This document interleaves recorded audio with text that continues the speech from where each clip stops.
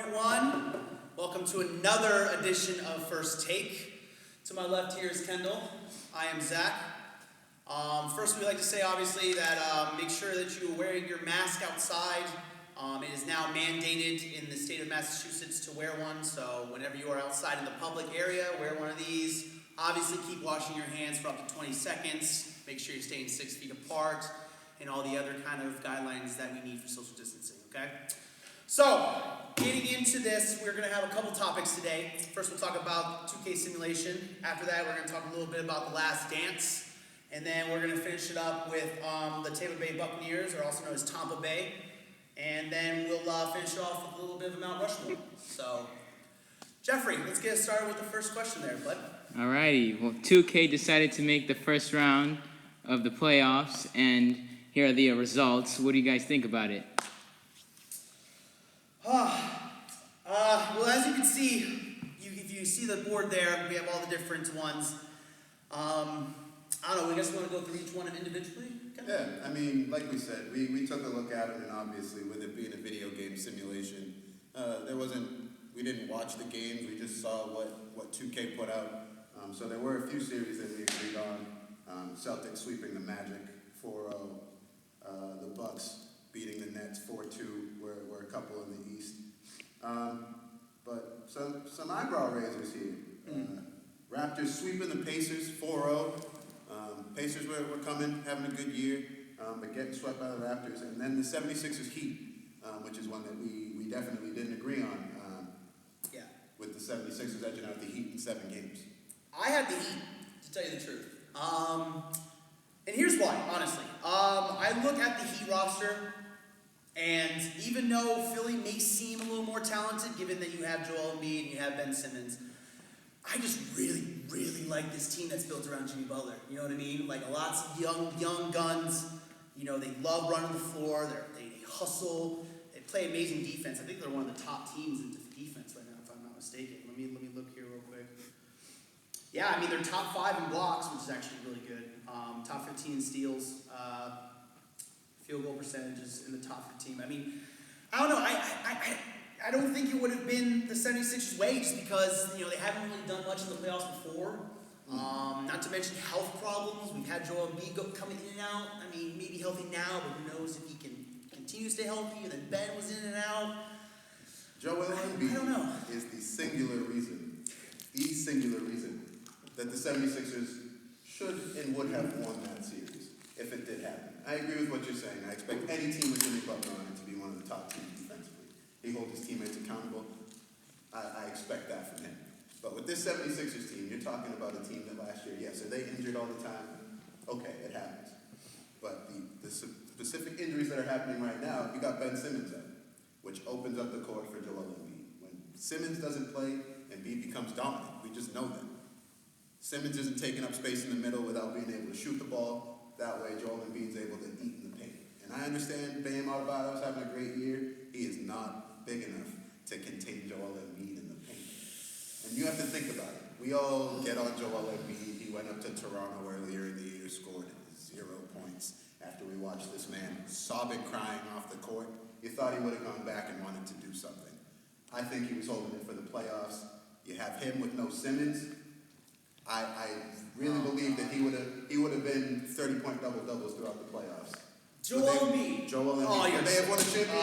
I don't think they have enough. No. But at least for that first-round series, he would have dominated.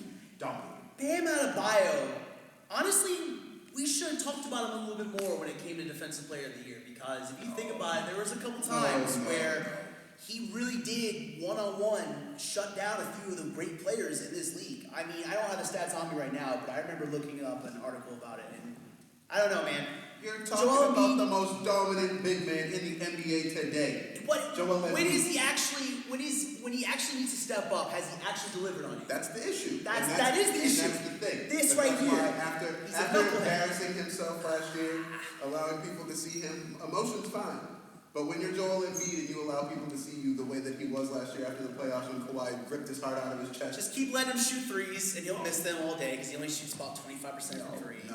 Let him just keep doing that and keep staying out of the paint because he doesn't like to live in the paint. He should. Sixers 4-3. 2K said it. That's Not to mention Jimmy Butler that. played on the 76ers, wants revenge against his old team that he hated. Even more I don't know, reason for why Joel wouldn't have allowed it to happen. Joel, whatever. Joel's kind of a punk, whereas Jimmy Butler isn't. Jimmy Butler will step up and punch you right in the mouth and not even care. Is Joel Embiid going to respond? I don't think so. He didn't in Game 7 against Kawhi. Obviously, if the season continues out, that is probably the matchup I want to see in the first round. If you ask me, if I look at all these ones here, the only other one that really would be a good one would be Mavericks Nuggets, which is actually the other one, which I think we're going to have a little bit of a disagreement on. I had the Nuggets in that one, to tell you the truth. It really could have gone either way with that one, too. And obviously, the 76ers Heat is another one that could have gone either way. Either one of those would have been 7 games. But if you ask me, when it comes to experience, it comes to the bench, I think the Nuggets had the edge there. Because not only do they have Jokic, they have Jamal Murray, which are just incredible players on their own. One of the best, guard bigs in the league. And then, not to mention, they have a really good bench. They have a lot of pieces that come off and help them. And not to mention, they have a great coaching staff. I think they would have had the edge because Luka is great and all, but he's still young, still new. Second year. We haven't really seen him in the playoffs yet. So, I don't know. I think I'd give the edge a little bit to the Nuggets just because of experience and just deeper bench. You said the one name that is all anybody needed to hear. And that is Luka Doncic.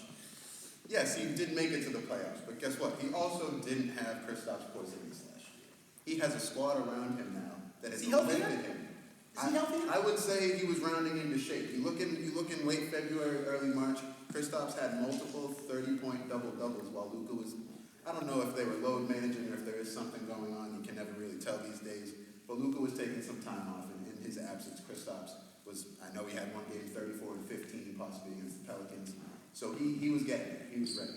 And with Luka playing the way he was, MVP caliber ball, almost averaging a triple-double. I mean, I can't imagine that he would bring that team as far as he did in the regular season and then allow the letdown of not performing in the playoffs. You got Seth Curry, who, in the absence of his brother this season, wants to be one of the better shooters, shooting around 40% from three. And that you look at that team completely, yeah, it's great. You got Jokic, you can do everything for the Nuggets. You got Jamal Murray, who can get you 27 points. Great. But outside of that, they have a little bit of defense. Michael Porter, bro. Michael Porter, before his injury. I have him on my fantasy team. This dude was averaging almost 20 points, 7 rebounds, okay? And he came off the bench in limited minutes. Imagine the playoffs. You start him or even have him be the sixth man? Not going to happen. Not going to happen. And they knew that. That's why they started to play him more. Come on, man. Once you get Paul Millsap, you got Paul Millsap, Jeremy Grant, Gary Harris. Yep. Come on, man. You got I understand all of that, but you get Hernan Gomez, you get to the who's been a really playoffs good and piece. that bench is going to shrink. You're talking about 9 or 10 players that they have. So nobody do the plays Mavs. nobody plays 9 or 10. So But that's why I have more confidence because when you're depending on a cohesive unit, 5 people all the time like the Nuggets do, they're a complete team. That I agree with. Yeah. But they need their entire team to play well in order for them to win. Sure. Me, on the Maverick side, you need 1 of 2 to have 30, and you're pretty much going to win that game. Because the other one isn't going to play bad enough for everybody else to fall beneath them. But see, So I cannot see Luka taking the Mavs, or 7 games against the Nuggets? Give me a break. Give me a break. Maybe 5, possibly 6.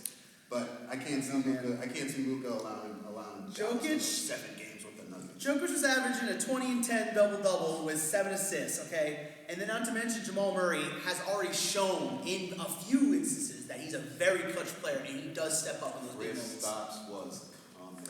I don't think he'll stay healthy. And even if he is healthy, he's going to be out of shape because he missed, 50 games? We'll see what happens. I mean, that's, I really hope this season continues and we have these playoffs because I'm telling you right now, those 2 series are going to be the best 2 series of the first round. You know what I mean? If this is the way that it breaks down, some of the seeding got switched with simulation of records. Yeah.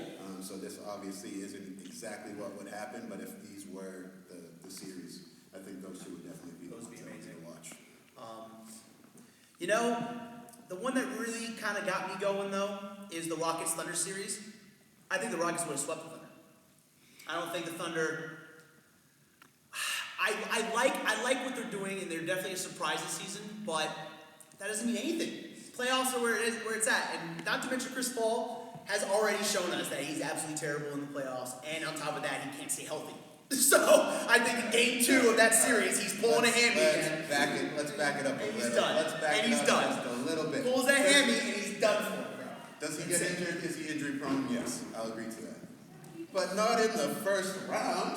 Come on. The knock against Chris Paul is that he's never made it to the finals. My man's been to a conference finals, so I'll give him at least to that point before getting injured. That's why I think that the Thunder could have held their own in this series. Chris Paul is a savvy vet. You see what he did with this young team. He made Shea Gilgeous-Alexander When healthy.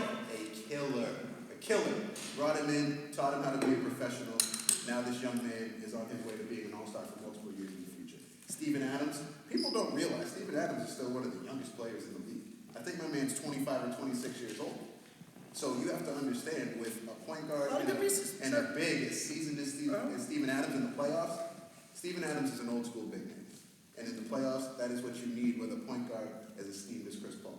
You have those two run the game, control what's going on.